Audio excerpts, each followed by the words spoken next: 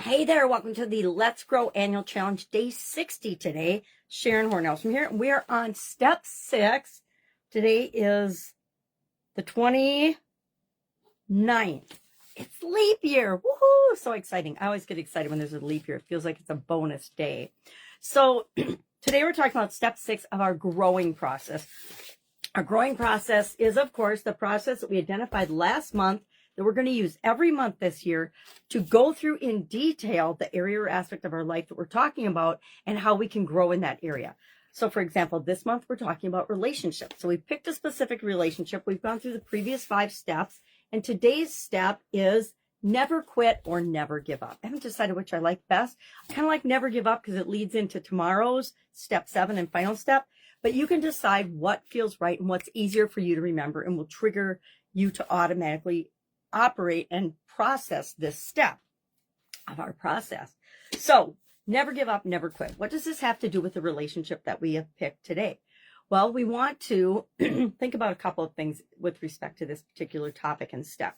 Number 1, the importance of perseverance, the importance of consistency and persistency toward the relationships that matter to you, the ones that are really, really important. For example, there's nothing I won't do for my kids and to improve that relationship and my grandchildren, right? My children and my grandchildren, I love unconditionally, and there's nothing that I will let ever destroy that relationship. We might have, ups and downs just like all relationships do, but I am never, ever going to not be there for my kids. Not all of our relationships are like that. And are that level of commitment. Now, our partnership one should be, but it takes 2 people, right? It takes both parties committed to that relationship.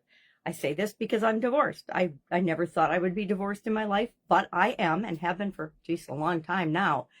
But there are things that another person can do to you that will negate unconditional love, and you will not love them unconditionally. And people come in and out of our lives for a reason, I say, and for a reason and a season. I didn't make that quote up, but I really like it because it speaks to people come in and out of our life to show us something, usually about ourselves, and it might not be something flattering. It might be just some area of our life that we need to pay attention to and learn to be a better human being in.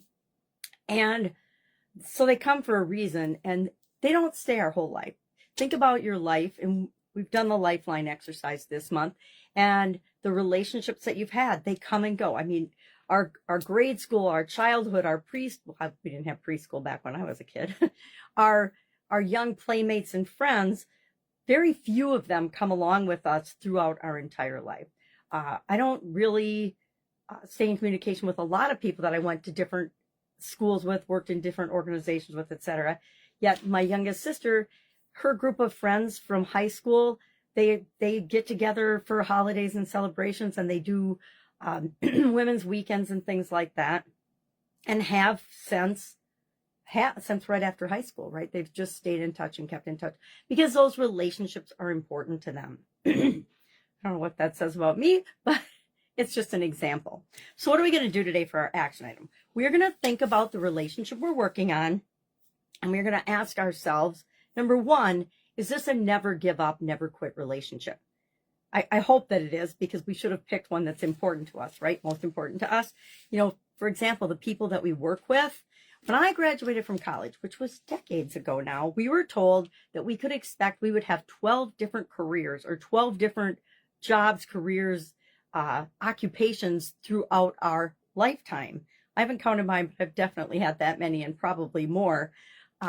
And so the relationships we form at work are important while we're there, and they may or may not be important after that. It's up to us to decide. So if you've got a coworker that you're working on your relationship with, it's important now, but probably not 20 years from now. Some mentors and mentees relationships I've had literally for decades and have spanned almost my entire adult life. But other relationships were appropriate for the time, but after I was no longer a part of that industry and that organization, we haven't really kept that much in touch. Now, it doesn't mean I couldn't contact them and we wouldn't pick up where we left off, but it just means it's not an ongoing regular basis. And it's up to us to, number 1, decide what relationships we do that for. And then when it comes to never giving up on our current relationship, Sometimes we just have to take a deep breath and we have to look in the mirror and say, what is my responsibility and what role have I played in this upset or challenge that we're having in this relationship?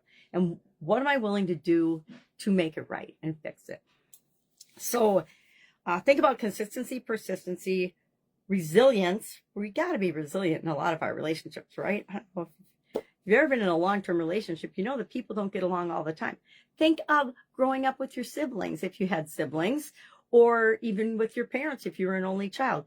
Did you absolutely agree with and adore your parents every single second of every single day of your childhood? Probably not. We get mad at each other, right? And they get miffed with us because they want us to do things that we might not necessarily want to do. Maybe we're playing and we don't want to come to dinner. Maybe we're watching Star Trek and we want to wait till the end of the episode. That just dated me. So that's our assignment today. Share in the comments below an one thing that you learned from doing this activity and thinking about relationships and never giving up and persistence. I can think of relationships that I gave up on because they just didn't feel worth the effort at the time. And that's what we're looking at. What is our normal pattern of behavior, and does it need to be adjusted or changed based on the strength and the longevity we want in this particular relationship? Any questions? Hit me up. Guide 2 has a write-up about this, as well as Phil's story. I think it's Phil. Yep, I'm starting to write it down so I remember. Phil's story today about never giving up and the impact on relationships, the ones that mean a lot to him and how he behaved in those scenarios. That's in the Let's Grow Annual Challenge private Facebook group. You can find that there. Otherwise, you can always ask me. Have an awesome day, and I'll, of course, be with you tomorrow. Happy leap year.